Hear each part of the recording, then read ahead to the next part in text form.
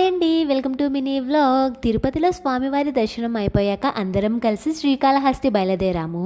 ఇక్కడ మనం ట్రావెల్ చేయడానికి ఎక్కువగా 4 వీలర్స్ అంటే జీప్సే ఉన్నాయి.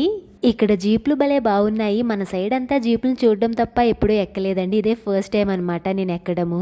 అందరం కలిసి మంచి సరదాగా మాట్లాడుకుంటూ జీప్లో వెళ్తుంటే మధ్యలో జీప్ టైర్ పంచర్ అయ్యింది.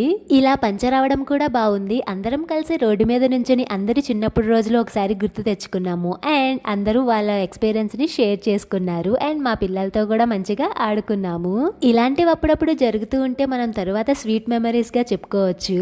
మనకి స్వామివారి అండ ఎల్లప్పుడూ ఉంటుంది. పంచర్ వేయడం సక్సెస్ఫుల్ గా పూర్తి చేసుకొని ఇంకా శ్రీకాళహస్తికి రీచ్ అయిపోయాము.